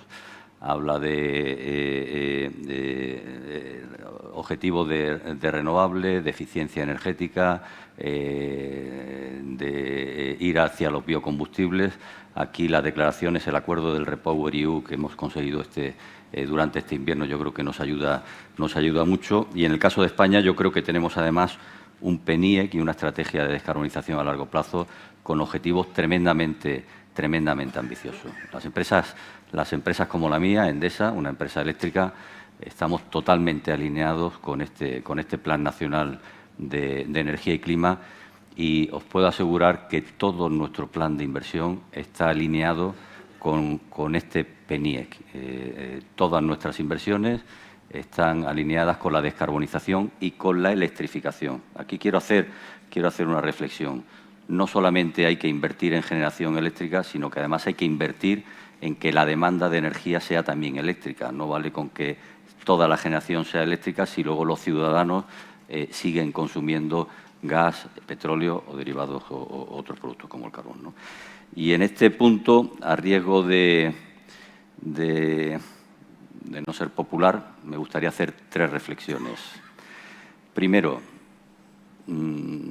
las empresas eléctricas no somos los culpables de esta situación. Sin embargo, se nos ha impuesto un gravamen eléctrico, un gravamen a las energéticas, que va a tener un impacto en nuestros planes industriales. El impacto no es desdeñable y probablemente, si finalmente se aprueba el impuesto en la situación en la que, con el texto que conocemos, tendremos que reducir nuestro plan de renovables. Y no es menor. En el caso de Endesa, pues este impuesto pueden ser 400 millones de euros al año durante 2 años. Con 400 millones de euros hacemos en torno a 500 megavatios de renovables cada año. Yo, apelo aquí a los partidos políticos a que al menos establezcan una deducción para que aquellas empresas que invirtamos en renovables podamos deducir estas inversiones en el cálculo del impuesto. Otra reflexión, y va en línea con la electrificación. Desgraciadamente, la tarifa eléctrica en España está penalizada. El consumidor eléctrico tiene que afrontar costes que no le corresponden al consumidor eléctrico, le corresponden a todos los consumidores energéticos, ¿no? Y vemos como, lejos de reducir la carga que tienen las tarifas eléctricas, lo que se hace es que se subvencionan las tarifas de gas. Somos conscientes de la situación que está viviendo la sociedad. Creemos posiblemente no haya otra solución como la de subvencionar la tarifa de gas, pero lo que pedimos es que sea lo más temporal y lo más transitorio posible, y que de una vez por todas se incentive a la demanda para ir hacia esa electrificación, ¿no? Y el último tema que también nos preocupa es todo el tema de las tramitaciones administrativas. Conseguir las autorizaciones ambientales para construir un parque renovable se ha convertido en una gincana. Las zonificaciones que estamos viendo, que puede ser una buena solución, pues vemos que no hay una adecuada coordinación entre la Administración General del Estado y las administraciones autonómicas. vemos que los informes que cada vez se piden son mayores y no existe el principio del silencio administrativo, del silencio positivo, es decir, si nos falta un papel no somos capaces de que salgan los parques, y nos estamos encontrando también con un problema de aceptación social para todos estos parques renovables. Nosotros, la ministra, lo comentaba el moderador, va a Andorra. En Andorra tenemos un magnífico proyecto de renovables para sustituir esa potencia de carbón que estamos desmontando, para sustituirla por potencias renovables, y eso tenemos asociado a todos nuestros planes de transición asociados al cierre de centrales, y de verdad que es un dolor conseguir todas las aprobaciones para poder invertir en renovables. Y creemos que de esta situación de crisis energética se sale acelerando el plan de renovables y electrificando la demanda eléctrica, ¿no? Y, por último, para finalizar, me gustaría reflexionar sobre lo que es la transición justa, que hablaba también Jeremy hace un momento. Hasta ahora la transición justa tenía que ver con esa transición asociada a los territorios donde se cerraba una potencia térmica, lo cual es justo y Endesa lo viene poniendo en ejecución en todos sus planes de cierre. Pero es que creo que si no cambiamos el modelo energético en el que tenemos, el modelo actual es el que está haciendo que la gente se quede atrás. Es decir, se hace todavía más urgente hacer esta transición energética para que no seamos esclavos de estos combustibles fósiles que nos están llevando a la situación de crisis energética en la que estamos. Yo creo que de este y de otros muchos temas tendremos oportunidad de hablar en estos días, y Endesa estará participando y expresando, planteando sus puntos de vista y defendiendo sus puntos de vista. Muchas gracias a todos.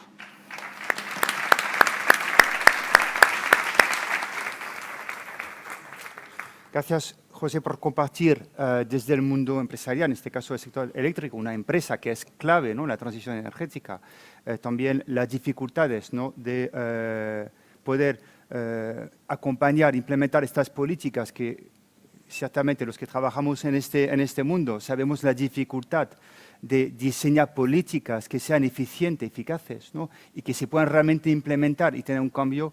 Y creemos también, en este caso, lo que has comentado, el tema de fiscalidad, ¿no?, que es un tema clave. España tiene todavía pendientes sus deberes, ¿no?, fiscalidad ambiental, que esperemos que lo hagan lo antes posible para estar a la altura de otros países del entorno europeo, pero también la oportunidad que puede tener, ¿no?, el país, ¿no?, en la próxima reforma fiscal de la Unión Europea, que es un tema trascendental, que ahora no tenemos tiempo de hablarlo, pero que puede ayudar o no, facilitar o no la implementación, las inversiones necesarias para esta transición energética, ¿no? Y también acompañar esta reflexión con lo que se está diseñando desde la Comisión Europea. Y Ana, ahora nos hablarás también del tema de gobernanza, cómo se puede implementar estas políticas, ¿no? Y incluso el conflicto que puede existir en algunos casos entre la agenda climática y la agenda de biodiversidad, o que parece que existe, ¿no? Y también asegurar de que los actores locales, ¿no?, los municipios, la sociedad que vive en estos entornos, que a veces son entornos pues complicados porque tiene una serie de problemáticas propias, ¿no?, que pueden también ser proactivos, ¿no?, y no dificultar o parecer no entender esta necesidad, ¿no? Entonces, yo creo que esto en las políticas europeas, todo lo que se está haciendo con el REPowerEU, tiene que ayudar a facilitar los procesos administrativos, pero también, y Ana, ahora tienes 4 o 5 minutos para explicar que la protección de la biodiversidad es clave y no podemos, ¿no?, avanzar en la agenda climática sin también mantener la preservación de la biodiversidad. Existen soluciones, existen herramientas. Entonces tienes 4 o 5 minutos para orientarnos sobre estas temáticas. Bueno, pues Jeremy, lo siento, pero voy a ser un poco desobediente y no voy a responder solo a tu pregunta, porque acabo de estar en la COP. Pero lo primero, felicidades por este 30 aniversario al CONAMA. y además que el CONAMA coincide justo, como ha señalado Alicia, con la celebración de la Cumbre de Río, que es donde se firma la Convención Marco de las Naciones Unidas sobre Cambio Climático. Y además ya se contaba, esa convención surge precisamente porque se había publicado en el año 1990 el primer informe del Panel Intergubernamental de Cambio Climático, que ya nos advertía de los efectos que estamos viviendo hoy en la actualidad. Así que CONAMA fue pionera, desde luego. Y esta semana, bueno, la semana pasada, durante 15 días, se ha celebrado la COP, la 27ª Conferencia de las Partes de la Convención Marco de las Naciones Unidas sobre Cambio Climático. Es muy importante para hacer una valoración de una conferencia de las partes, hay que conocer la agenda. Porque muchas veces se escuchan, se leen en los medios de comunicación valoraciones que no están de alguna forma en línea con los temas que están incluidos en las agendas. Las COP se celebran todos los años y quiero recordar que este año, aunque ha captado muchísima atención el asunto de las pérdidas y daños, que es un gran avance desde el punto del derecho internacional, porque se está reconociendo una responsabilidad. El año que viene se tendrá que cerrar este asunto, porque lo único que se ha decidido ha sido llevar a cabo de alguna forma unas negociaciones para establecer este mecanismo, pero se han trabajado temas muy importantes, como es un programa de trabajo para la adopción de un objetivo global de adaptación, y en este tema ha estado trabajando la ministra, como nos ha recordado, junto con la ministra de Maldivas, y el año que viene se tendrá que cerrar este tema por mandato de la COP de Glasgow, que estaba en el Pacto Climático de Glasgow. Asimismo, se ha seguido hablando de la financiación y se ha señalado, uno de los temas ha sido el tema de la mitigación también, y como se ha señalado, no es suficiente los compromisos que existen en la actualidad por parte de los países signatarios contratantes, 198 estados. Es muy difícil la negociación en las COPs porque va por consenso, hay que estar allí, hay que verlo. Además sigue el sistema de las Naciones Unidas. Posiblemente el problema reside en que Naciones Unidas necesita una reforma porque se está funcionando con el sistema heredado de un resultado que es la Segunda Guerra Mundial, y es cuando se firma la Carta de San Francisco, pero la geopolítica actual, el mundo actual, nada tiene que ver con lo que era Naciones Unidas cuando se constituyó en el año 1945. Además, sobre el tema de mitigación, quería indicar que los países que forman parte del grupo de integridad ambiental, que está constituido por Suiza, Georgia, Liechtenstein, México, propusieron incluir en la agenda, igual que hicieron los países en desarrollo, pérdidas y daños, y lo lograron incluir en la agenda. Se propuso incluir el tema de la limitación de del incremento de la temperatura global del planeta en 1,5 grados, y esto no salió adelante. Esto hubiera sido un tema muy importante a incluir en la negociación y no se incluyó. ¿Por qué? Porque países productores de petróleo se negaron a hacerlo, así como países como China. Por tanto, ahí hay unos juegos de geopolítica que hay que tener en cuenta a la hora de hacer una valoración de las COPs. Pero me gustaría ir ya al tema que ha señalado Jeremy, y es que en el plan de implementación de Sharm el Sheikh, que es la decisión Omnibus o Cover, que se llama en inglés, se señala que se van a requerir anualmente hasta el año 2030 $4.000 billones para el despliegue de renovables. El año pasado ya la declaración de Glasgow indicaba que era necesario acelerar el despliegue de las renovables, y este año se vuelve a hacer en el plan de implementación de Sharm el Sheikh. ¿Y qué es lo que ha hecho la Unión Europea? Porque debo de decir que la Unión Europea es líder en la lucha contra el cambio climático a nivel internacional. Nosotros lo vemos desde dentro, pero tenemos que ver que hay muchos países que están contribuyendo también al cambio climático y se niegan a tomar medidas o a reducir y a mitigar sus emisiones. Y se habla mucho de la captura y secuestro de carbono. Por ejemplo, tuve oportunidad de asistir a un evento en el pabellón de Arabia Saudita y es el tema estrella, y era algo que han incluido de forma velada en la declaración de Sharm el Sheikh. Con estos 4.000 billones, bueno, pues habrá que trabajar, y la Unión Europea lleva trabajando para impulsar el despliegue de las renovables desde hace décadas. De hecho, tenemos una primera directiva de renovables del año 91 o 92. Además, la Unión Europea hizo el plan de energía limpia para todos los europeos como resultado del Acuerdo de París, donde había unos objetivos de reducción de emisiones de un 40% que se han aumentado en la ley climática en un 55% y que Timmermans, el vicepresidente de la Unión Europea, ha declarado en la COP que vamos a ser capaces, y por ahora, de incluso aumentarlo en 2 puntos. Veamos de aquí a 5 años si esto va aumentando. También otros países como México han anunciado compromisos más ambiciosos, no han explicado cómo, pero allí estaba el ministro de Asuntos Exteriores de México, Marcelo Ebrard, que van a pasar México del 22% de reducción a un 35%. Y volvamos al tema de la Unión Europea y el despliegue de las renovables. La Unión Europea, con el paquete Fit for 55, se impulsó y incluyó un objetivo muchísimo más ambicioso de despliegue de renovables, pasando de un 36% que estaba en el paquete anterior a un 41% o 40%, no recuerdo bien. Pero lo que es importante es que con la propuesta de revisión de la Directiva de Renovables con motivo de REPowerEU ha aumentado este nivel de ambición en un 45%, que va más allá incluso que lo que recoge la Ley Española de Cambio Climático y Transición Energética, que ya era muy ambiciosa en esta materia de despliegue de renovables, que recoge un 42%. Pero, como se ha dicho, vamos en una forma muy acelerada para el despliegue de las renovables, no solamente con motivo de la guerra de Ucrania, sino que ya estábamos en ello, porque tenemos que hacer frente al cambio climático y hay que mitigar, hay que reducir las emisiones, y la solución es desplegar renovables. Y esto tiene, de alguna manera, tiene daños colaterales. Está teniendo daños colaterales porque las renovables se tienen que instalar en el territorio.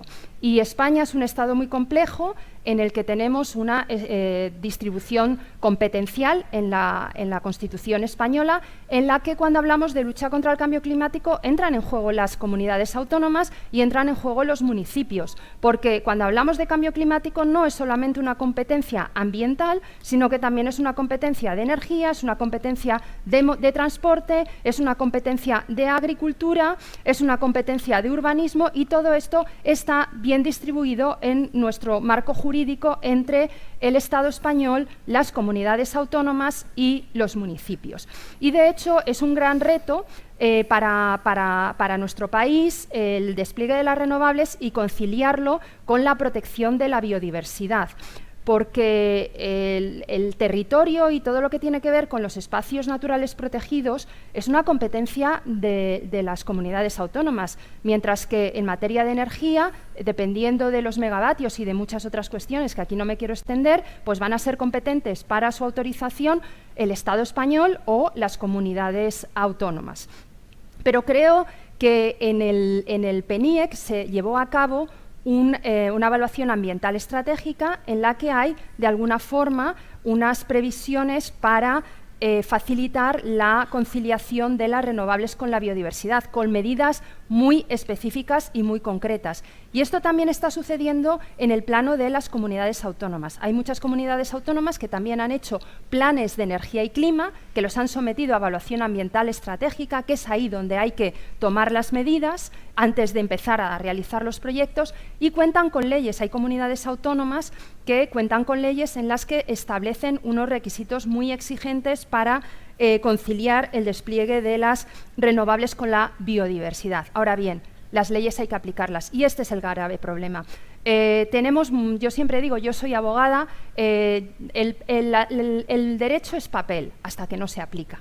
¿De acuerdo? Y para aplicarse se necesitan medios económicos acompañados de los recursos humanos. De hecho, el lema de la COP ha sido juntos por la aplicación, y es que necesitamos estar juntos por la aplicación, dotando en nuestro país a todas las administraciones públicas de medios suficientes, porque yo entiendo también que ahora mismo, con la aceleración del despliegue de renovables, hay muchísimas administraciones públicas que están desbordadas para poder, de alguna manera, autorizar los proyectos de renovables. Y mucho más aún con todo el ritmo legislativo de la Unión Europea, que en REPowerEU en mayo ha sacado una propuesta de reforma de renovables a la que aludía anteriormente, en la que establece que los Estados miembros van a tener que hacer planes de señalamiento de zonas favorables para las renovables. Esto en nuestro país es un gran reto.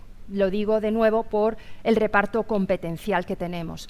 Y además, mientras se celebraba la COP en Glasgow, la Comisión Europea ha sacado una propuesta de reglamento en la que intenta, de alguna forma, reducir los plazos para ciertos proyectos de renovables. Todo esto está muy bien, pero no puede ser a costa de la biodiversidad, porque la biodiversidad desempeña un papel esencial también en la lucha contra el cambio climático, pero también es uno de los recursos más valiosos para la humanidad. De hecho, las empresas, los seres humanos vivimos de la biodiversidad. Por tanto, hay muchísimos retos y la gobernanza multinivel que va desde el plano internacional al de la Unión Europea, Estado español, comunidades autónomas y municipios, significa que todos juntos tenemos que trabajar para lograr conseguir mantener la temperatura global del planeta, que no aumente en ese 1,5 grados centígrado, aunque las noticias por ahora no son muy halagüeñas, pero tenemos que tener un halo de esperanza, porque creo que cada año en las COP se va avanzando y también hay la sociedad civil está muy comprometida y un ejemplo de ello es el CONAMA y todos los años que lleva trabajando. Muchísimas gracias.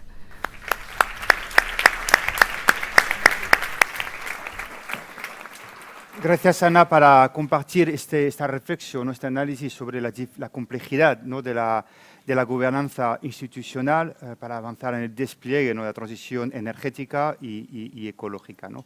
Nos quedan ahora 2 ponentes, alargaremos unos 10 minutos si tenemos tiempo, para dejar también al mismo tiempo a estos 2 ponentes que llegan hacia el final de esta inauguración, y empezaremos con Enoc Cifuentes, que es un actor, un representante de la Asamblea Ciudadana para el Clima, que han sido muy activo en los pasados meses y que todavía está, a pesar de que el proceso formalmente está acabado, pues siguen siendo un actor para asegurar que la ciudadanía, ¿no?, también sea parte de las políticas climáticas. Entonces tienes 4 o 5 minutos en el atril y después seguiremos con el último ponente.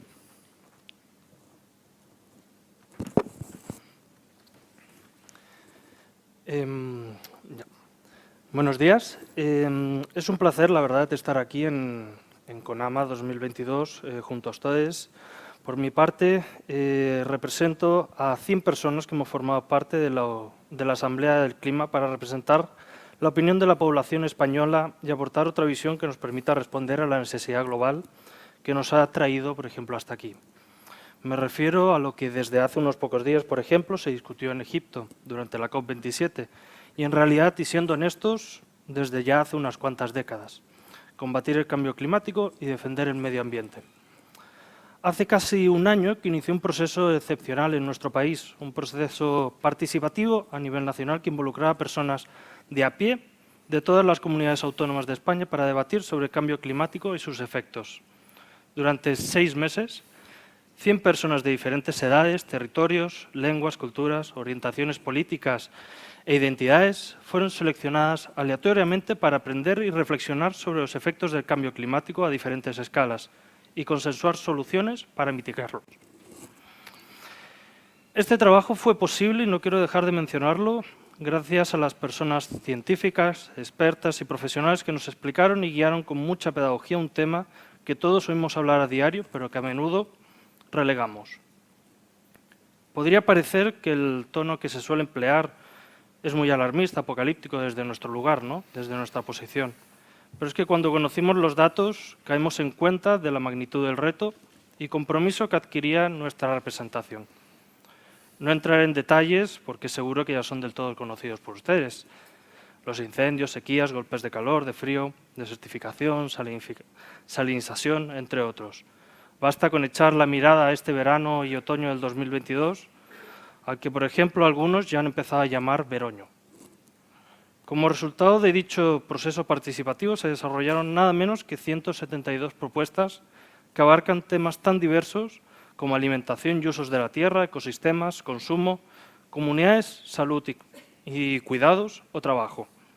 Algunas de las propuestas, por ejemplo, son instaurar un modelo económico circular que conlleva una transformación cultural basada en 7 Rs: rediseñar, reducir, reutilizar, reparar, renovar, recuperar y reciclar; reducir las emisiones derivadas del transporte de mercancías o promover el transporte público como movilidad sostenible; incorporar políticas de cuidados a personas y colectivos vulnerables como parte de los planes de adaptación al cambio climático; promover la investigación, desarrollo e innovación, hecho que nos une aquí, para avanzar hacia una economía descarbonizada y fomentar un modelo circular y equilibrado a nivel territorial; desarrollar nuevas legislaciones para la protección de los ecosistemas y la lucha contra el cambio climático, como por ejemplo tipificar el ecocidio como delito, o introducir la idea de decrecimiento, o siquiera debatirse.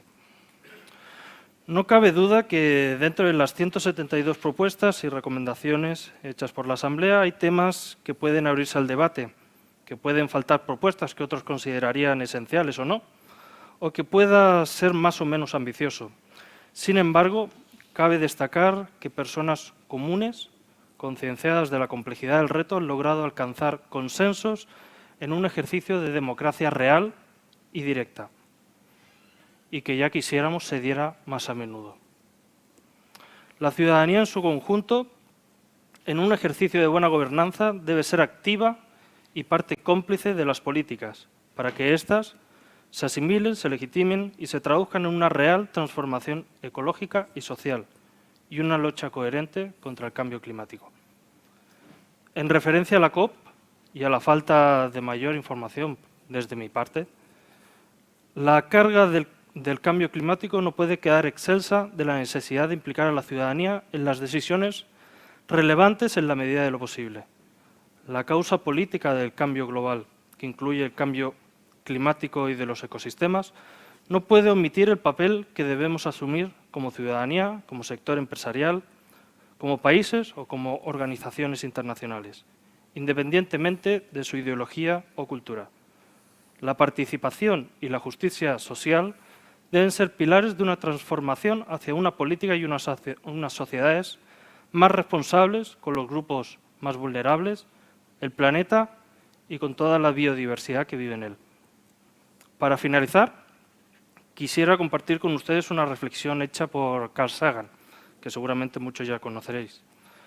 No sé si conocen la Voyager 1, pero son las 2 máquinas satélites más concretamente, fabricadas por el ser humano que se encuentran a mayor distancia de la Tierra, ahora mismo fuera del sistema solar. Cuando una de ellas dio por finalizada su misión, Carl Sagan y su equipo solicitaron rotar el aparato y sacar una fotografía de la Tierra. Al revelar la imagen se dieron cuenta de que perdido en la inmensidad del espacio, ya más de 6.000 millones de kilómetros, había un pequeñísimo punto azul. Con respecto a ese punto azul, quisiera citar a Sagan. Mira ese punto, eso es aquí, eso es nuestro hogar, eso somos nosotros. En él, cada ser humano que ha existido vivió su vida. Miles de religiones seguras de sí mismas, ideologías y doctrinas económicas, cada cazador y recolector, cada rey y campesino, cada pareja enamorada, cada político corrupto, cada santo y pecador vivió allí, en una mota de polvo suspendida en un rayo de sol. Nuestro planeta es una solitaria mancha en la gran y envolvente penumbra cósmica. En nuestra oscuridad no hay ni un indicio de que vaya a llegar ayuda desde algún otro lugar para salvarnos de nosotros mismos. Quizás no hay mejor demostración de la soberbia humana que esta imagen distante de nuestro minúsculo mundo. Para mí, subraya la responsabilidad de tratarnos más amablemente los unos a los otros y de preservar y apreciar el pálido punto azul, el único lugar que hemos conocido. Muchas gracias.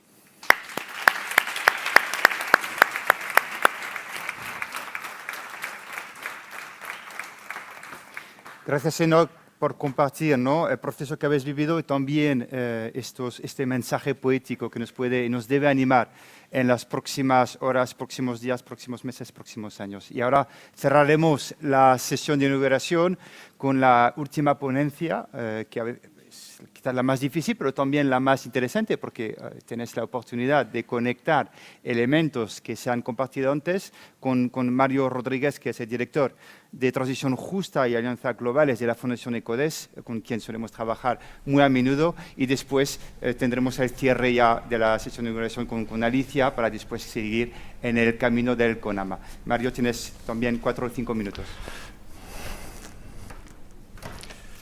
Cuidado que se está cayendo el micro. Sí.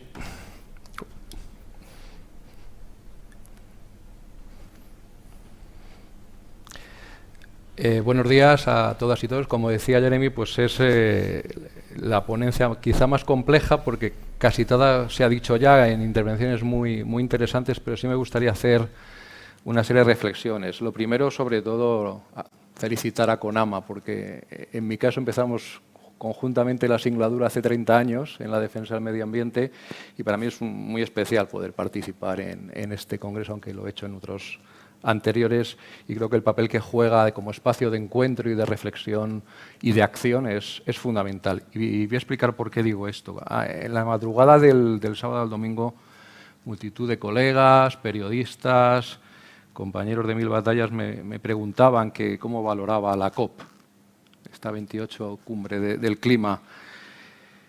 Les dije que no me sorprendía que fuera un acuerdo en tiempo de descuento, porque nos hemos ido acostumbrando estos últimos años a que sea así, lo cual no es bueno, que se acabe de madrugada, no es un síntoma de salud en el debate. Lo que ocurre es que este año hemos estado al borde del abismo, y no es la primera ni la última vez que ha ocurrido esto. Ocurrió en la COP6 de La Haya, en la COP15 de Copenhague, y podía haber pasado en esta. Así que no debería sorprendernos que esto ocurra en una trayectoria tan larga. Hacía una reflexión en el sentido de que lo que ha ocurrido y el acuerdo al que se ha llegado, para mí y para ECODES, yo creo que representaría el sentir de todo el movimiento ambientalista, desde organizaciones ecologistas, fundaciones y gente que trabaja en el ámbito ambiental. Creo que se ha obtenido más de lo que temíamos, pero menos de lo que necesitamos. Esto es evidente. Evidentemente ha habido un avance en justicia climática incuestionable, un acuerdo que hay que consolidar, que hay que traducir en dinero, y sobre todo en la forma en que llegue a los países vulnerables y a las personas vulnerables, porque a veces no solamente es establecer un fondo, como el Fondo Verde para la adaptación y la mitigación, como el Fondo para pérdidas y daños que sea establecedora, sino que hace falta que llegue a las personas, no solo a los estados, a las personas vulnerables que están en una situación muy compleja. Utilizando, si me permitís, un símil automovilístico, porque a veces se cuestionaba la paradoja de aprobar este fondo y que no hubiera habido más ambición en la mitigación, en la ambición en los planes nacionales de reducción de emisiones. Creo que coincido que eso es así, esa paradoja es así y hay que convivir con esa paradoja, pero también es cierto, como decía el secretario general de Naciones Unidas, que vamos directos al infierno, cuesta abajo y sin frenos, y aún así no actuamos. Y mientras tanto, una serie de países y de sectores de la sociedad necesita ponerse el cinturón, por si acaso nos la pegamos. Y esto es lo que significa estos fondos de solidaridad, un mensaje de la comunidad internacional para que los más vulnerables no se sientan excluidos de este proceso. Y lo digo porque en la emergencia más cercana que hemos tenido recientemente, que ha sido sanitaria, la COVID, las muestras de insolidaridad globales han sido realmente indecentes. Cómo sobraban vacunas en un sitio y faltaban en otros, y cómo el impacto en unas zonas ha sido diferente al de otras. Esto nos puede hacer ver qué podría ocurrir cuando nos enfrentemos a una emergencia climática con efectos extremos que ya se empiezan a vislumbrar, pero que serán cada vez más intensos y que afectarán siempre mucho más a la población más vulnerable. 1.5. Todo el mundo habla del 1.5 desde hace mucho tiempo. Es un límite, es una línea roja, pero para mí la línea roja está en ver cómo conseguimos que en esta transición no se queda nadie atrás. A mí me gustaría positivar. Creo que el debate está trufado de exceso de información negativa. Habló la ciencia durante décadas, se puso como excusa que no había evidencia científica, cuando desde los años 60 ya estaban los primeros datos que evidenciaban el componente antrópico del cambio climático. Hemos tenido que esperar casi 30 años a que esto ocurra, demasiado tarde, más otros 30 anteriores hasta los años 60. 60 años hemos tardado en darnos cuenta de la que estaba viniendo. Por lo tanto, como se decía antes, más que una transición, vamos a transitar aceleradamente hacia un cambio de modelo. Y esto es un reto inmenso. Cuando se cuestiona el papel de las COPs, ¿alguien se imagina poner de acuerdo a 193 países? Es un reto espectacular cuando ni siquiera en nuestro país somos capaces de ponernos de acuerdo entre los distintos partidos de arco parlamentario, sectores económicos y sociales. Yo creo que no hay que ser tan hipócrita. Si no somos capaces de ponernos de acuerdo en este país, ¿vamos a exigir a la comunidad internacional que se ponga de acuerdo de forma rápida? Vamos a ser un poco serios en esto. El camino va a ser muy largo.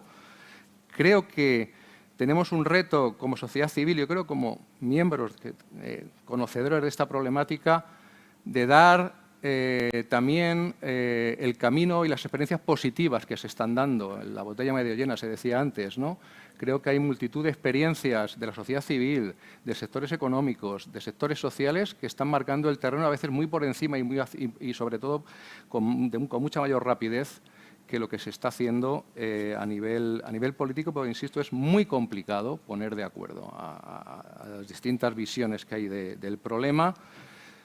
Los tenemos muy optimistas, los tenemos retardistas, cada vez menos negacionistas, pero el debate es muy difícil y hay que positivar y, sobre todo, pasar a la acción. Pasar a la acción significa que, ahora que se habla tanto de transición justa, aquí quiero hacer un reconocimiento a quienes acuñaron ese término hace ya muchos años, que fueron los sindicatos.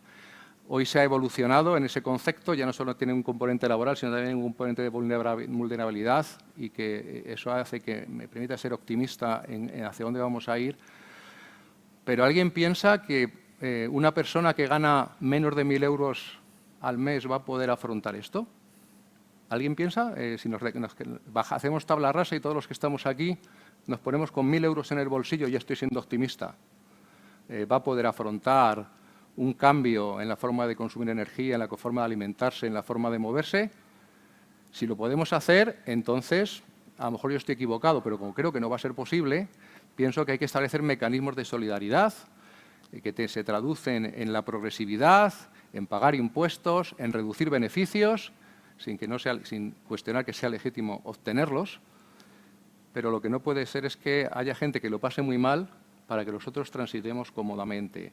Y yo creo que ya termino, Jeremy, que sé que siempre hablo demasiado, con un mensaje también de reflexión y autocrítica. Creo que a veces utilizamos una narrativa y un lenguaje para convencidos o para discrepantes que conocen el tema y nos olvidamos de la ciudadanía, de la gente corriente que necesita saber cómo cuadra las cuentas, cómo cambia su sistema de calefacción, cómo cambia de vehículo, por qué el transporte público no funciona, por qué no funciona el estado del bienestar social y medioambiental. Si no somos capaces de reconducir la narrativa, de reconducir el discurso, y lo dice alguien que lleva 30 años en esto, creo que la sociedad no va a entender la dimensión, el reto al que nos enfrentamos y, por lo tanto, no va a ser partícipe. Tenemos que poner encima de la mesa, sin olvidar lo negativo, el discurso positivo, las iniciativas positivas tienen que tener más visibilidad y, sobre todo, tenemos que ser conscientes de que en este proceso nadie puede quedar atrás, porque si no, no será ni una transición, ni será ecológica, ni será justa. Muchas gracias.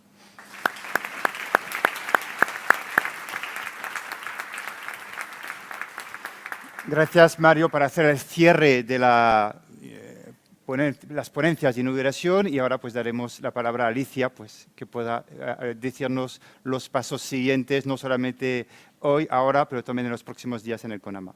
Vale, muchas gracias, Jeremy. Muchas gracias a todos los ponentes que nos habéis acompañado hoy, fundamentalmente porque habéis compartido con nosotros vuestra visión desde la honestidad y desde la confianza.